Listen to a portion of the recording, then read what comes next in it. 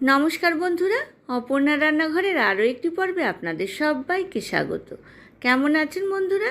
আশা করি ভালো আছেন। আজ চলে এসেছি সম্পূর্ণ নিরামিষভাবে তৈরি আলু পনিরের ডালনা বা তরকারির রেসিপি নিয়ে। এই আলু পনিরের ডালনা বা তরকারি আপনারা সকলেই বানাতে জানেন, তবে আমি কি পদ্ধতিতে এই আলু পনিরের ডালনা বা তরকারি বানালাম সেই রেসিপিটাই আজ আপনাদের সঙ্গে শেয়ার করছি। চলুন দেখে নিই।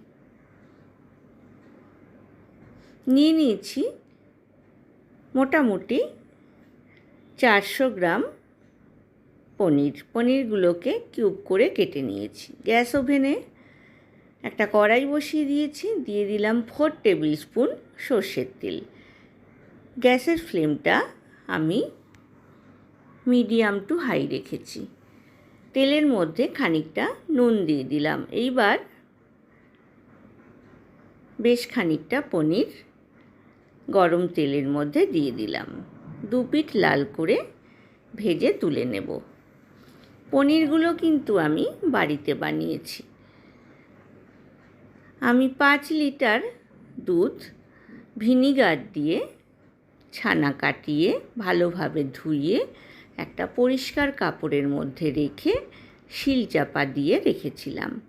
তারপর আমি দুই দিকের সাইডটা ভালোভাবে কেটে নিয়ে কিউব করে কেটে নিয়েছি। আপনারা কিন্তু বাজারের কেনা পনির দিয়ে এই পনিরের ডালনা বা তরকারি বানাতে পারেন। পনিরগুলো আমার 2 পিঠ লাল করে মোটামুটি ভাজা হয়ে যাচ্ছে। বন্ধুরা যারা প্রথম থেকে আমার সঙ্গে আছেন তাদেরকে অনেক ধন্যবাদ। যেসব বন্ধুরা প্রথম আমার চ্যানেলে ভিজিট করছেন তাদেরকে আমার চ্যানেলে স্বাগত জানাই। একটা বড় বাটিতে বেশ খানিকটা গরম জল, তার মধ্যে নুন দিয়ে রেখেছিলাম। তার মধ্যে ফার্স্ট ব্যাচ পনিরের ভাজাগুলো তুলে রাখলাম যাতে পনিরগুলো শেষ পর্যন্ত নরম থাকে। সেকেন্ড ব্যাচ পনিরও আমি 2 পিঠ বাদামি করে ভেজে তুলে নিলাম।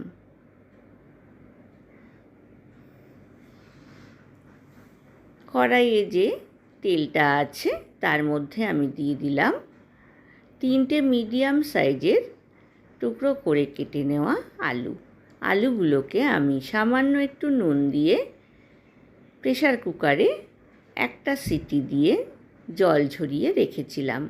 এইবার কড়াইতে দিয়ে 1/4 টিস্পুন নুন আর হলুদ দিয়ে ভালোভাবে ভেজে নিলাম।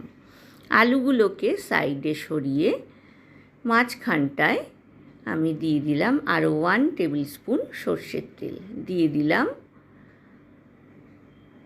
1/4 টিস্পুন পাঁচফোড়ন, 2টো তেজপাতা আর 2টো শুকনো লঙ্কা, দিয়ে দিলাম 1 টেবিল স্পুন আদা বাটা। এইবার দিয়ে দেব 2 টেবিল স্পুন টমেটো বাটা। আপনারা ইচ্ছা করলে কিন্তু ছোট টুকরো করে কেটে টমেটো এখানে ব্যবহার করতে পারেন। দিয়ে দিলাম 1/2 টিস্পুন হলুদের গুঁড়ো, 1 টিস্পুন জিরের গুঁড়ো, 1.5 টিস্পুন কাশ্মীরি লাল লঙ্কার গুঁড়ো, আর স্বাদ অনুযায়ী নুন আমি এখানে ব্যবহার করেছি। সামান্য একটু গরম জল দিয়ে মশলাটাকে কষে নিলাম। দিয়ে দিলাম স্বাদ মতো চিনি। মশলাটাকে এবার আলুর সাথে খুব ভালোভাবে মিক্স করে নিচ্ছি। বন্ধুরা রেসিপিটা ভালো লাগলে লাইক, কমেন্ট, শেয়ার করতে কিন্তু ভুলবেন না। পাশে থাকা বেল আইকনটা প্রেস করবেন, তাহলে আমার নতুন নতুন রান্নার নোটিফিকেশান বা আপডেট কিন্তু আপনার কাছেই প্রথম পৌঁছবে। আলুটাকে ভালোভাবে কষে নেওয়ার পর যেই বাটির মধ্যে আমি পনিরগুলোকে ভিজিয়ে রেখেছিলাম, জল শুদ্ধ পনিরগুলো কড়াইতে ঢেলে দিলাম। আরও 1/2 কাপ গরম জল আমি কড়াইতে দিয়ে ঢাকনা দিয়ে 10 মিনিট মিডিয়াম টু হাই ফ্লেমে রান্না করলাম।